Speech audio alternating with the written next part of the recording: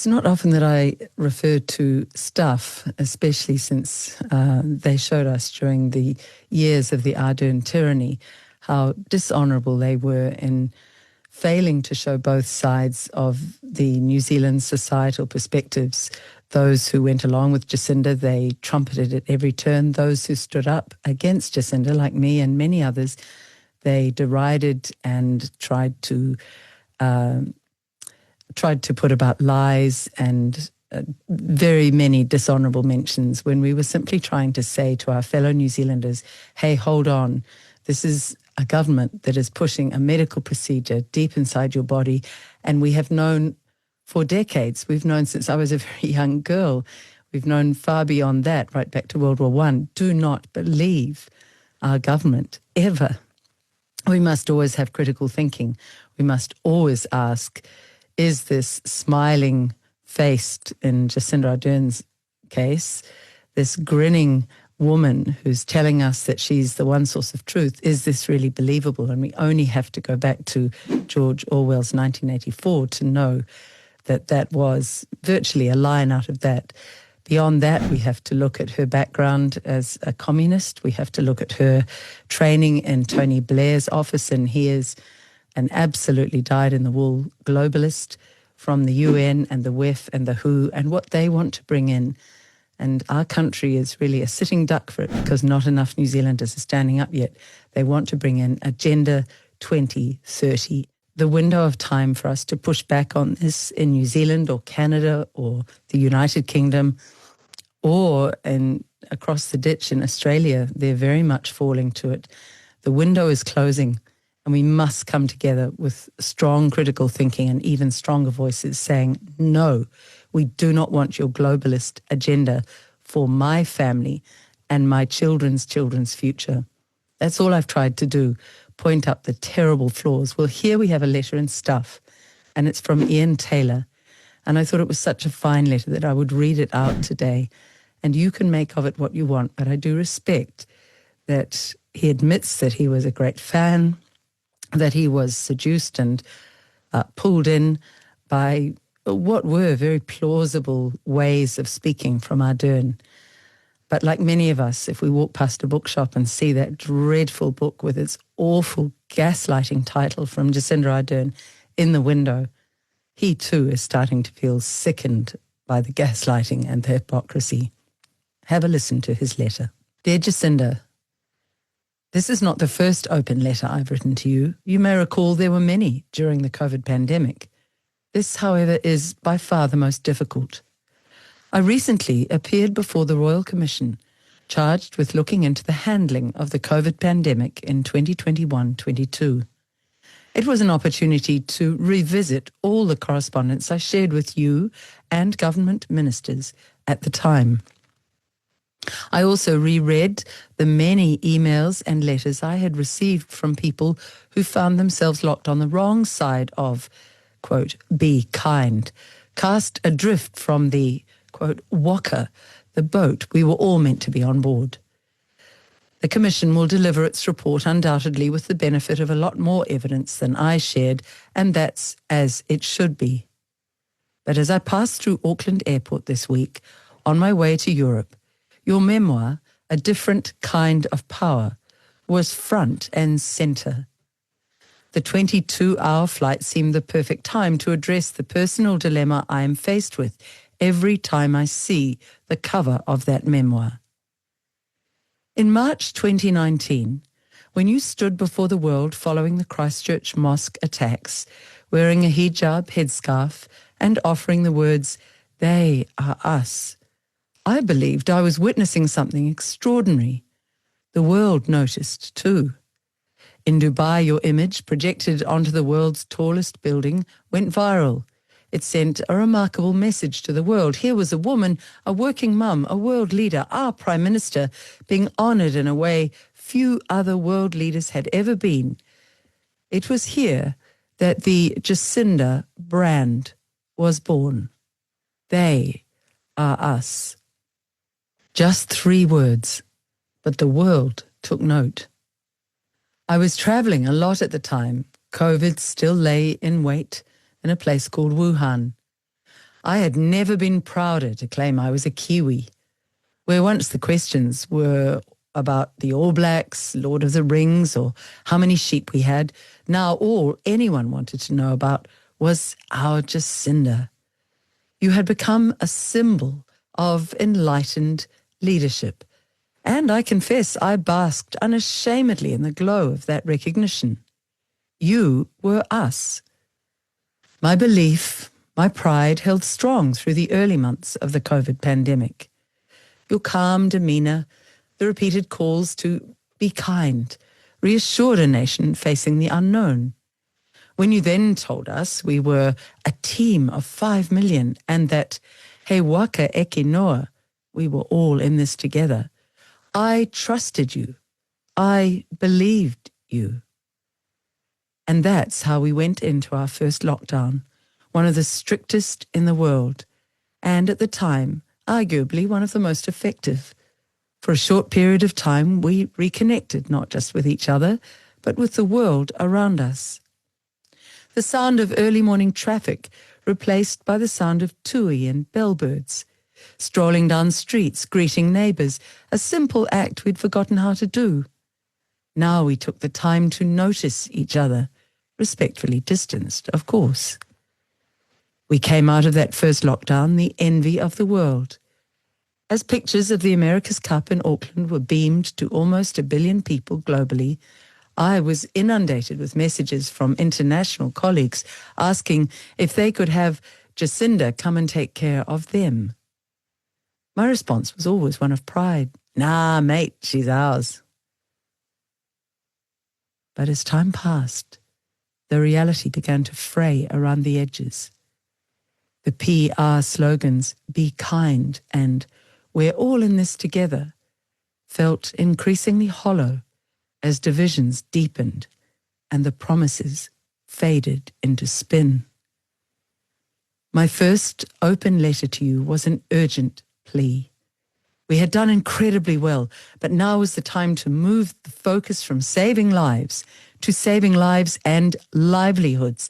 It was not a matter of if, but when the coronavirus would break through our seriously flawed MIQ blockade. We had the skills, we had the knowledge, we had the opportunity to really lead the world when that happened.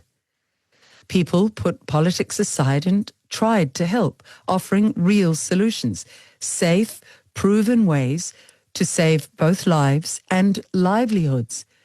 Business-led initiatives, technology-enabled tracking, controlled pilot programs.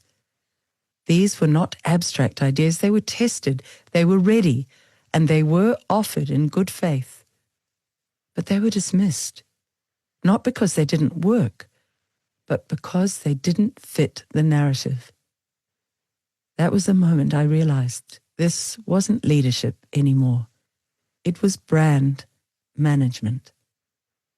The turning point came for me on the day you featured on the cover of the New Zealand Woman's Weekly in designer clothes, smiling, styled, and celebrated. On that same day, I received a heart-wrenching email from a father who had yet to meet his 7-month-old son. He had been brought to New Zealand to contribute his much-needed technical expertise in challenging times for Aotearoa, but the border closed behind him, stranding his pregnant wife overseas. In the same week, I had another message from a son trying to leave MIQ to be with his dying father. He had tested clear 3 times. The system still said no. And these weren't isolated stories. They were everywhere if you took the time to listen. People reaching out for someone, anyone, to hear their call, someone to be kind. There were New Zealanders or people who had made this country their home, asking only for the chance to be with their families, to do what any of us would hope to do in a time of crisis. Their pain was real and avoidable. But we were no longer all in the waka together. Thousands had been cast adrift. Fathers kept from the birth of their children. Dying loved ones left without final goodbyes. Families cruelly separated by a system that, even when shown better ways to operate, refused to budge. And editor's note here, I would add to this part of the letter, many families completely torn apart because some members chose not to take the poison shots and others forced them or wanted to force them because of the amount of propaganda coming from the government and the propagandized shill legacy media outlets in New Zealand. That's a note from Liz. Back to Ian Taylor's letter. The brand that was so carefully nurtured at those 1 o'clock single source of truth press conferences, reinforced internationally by features like your Vogue cover story, had matured into a global product ready for sale. Reports say you received over $1 million in advance for your memoir, A Different Kind of Power. It's a striking figure, especially for someone who once made child poverty her personal mission. You didn't just speak about it.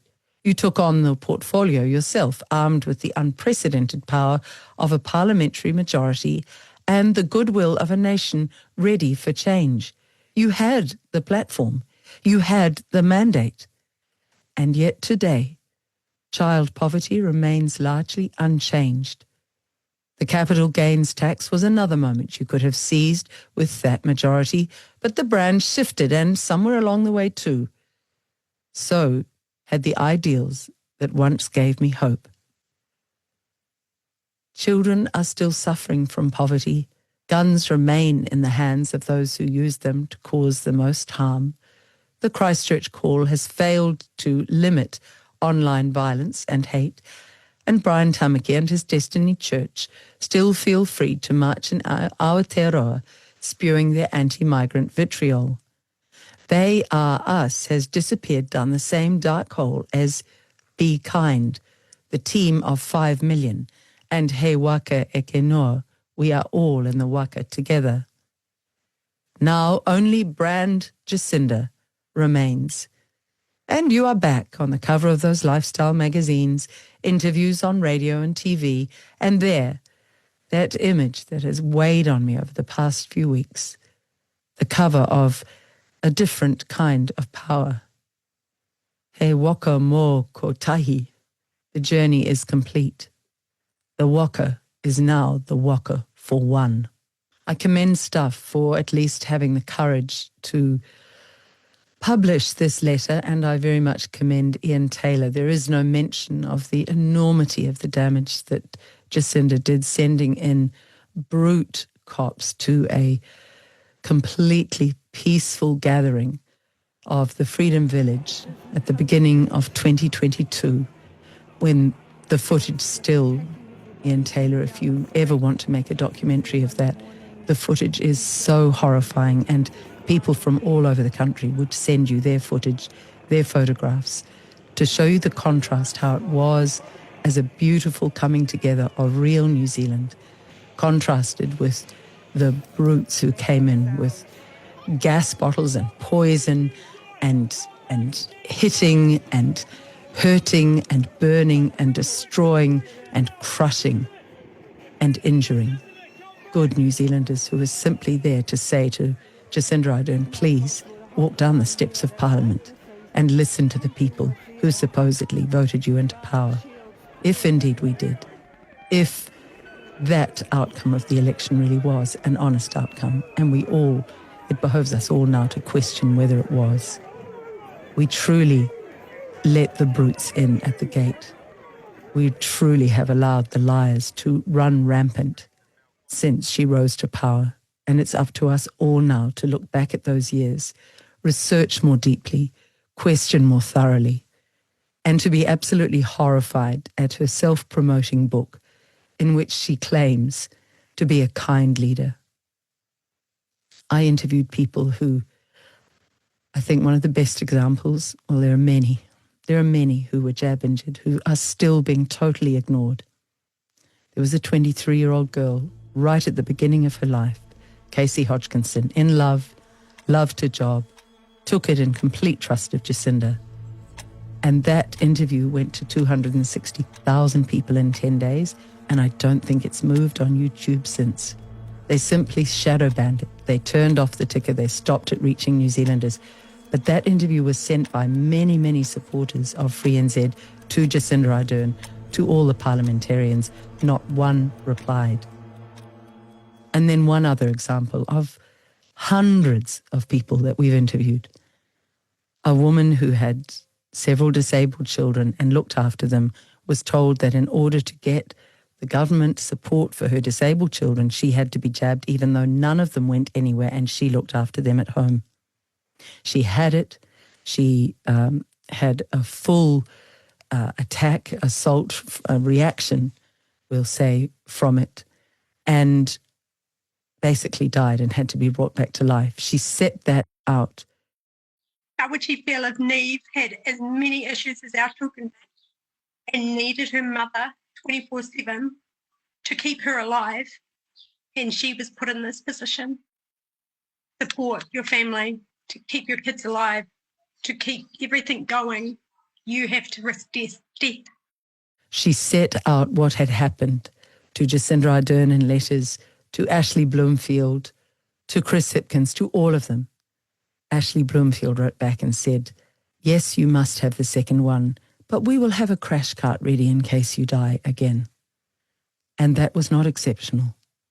The forcing, the intimidating, the blackmailing, the absolute manipulation of New Zealanders to take this poison has never been discussed here on Stuff. And it has never been discussed in the wider legacy media, and it has certainly never been put to Jacinda Ardern by Oprah Winfrey and her pathetic, grovelling, not even worth watching interviews now. They are all part of a system. They are part of the globalist system that wants to bring in Agenda 2030. They are driven by Marxist and communist ideology. They want to bring the West, and that includes New Zealand, to our communal knees so that we are begging them for help again. But this time it will be, yes, we'll give you a universal basic income, a pittance, as long as you stay in smart cities. S in smart stands for surveillance. M stands for monitoring. So that you're fully monitored, you're shut in, your electric car can be turned off if you do the wrong thing. You are subject to a digital ID so we can track and trace you everywhere. And we will have a central bank digital currency so that you can no longer speak out against any government, or your bank account, your access to funds will be shut out. So I finish this reading of Ian Taylor's letter with a thank you to Ian Taylor for being brave.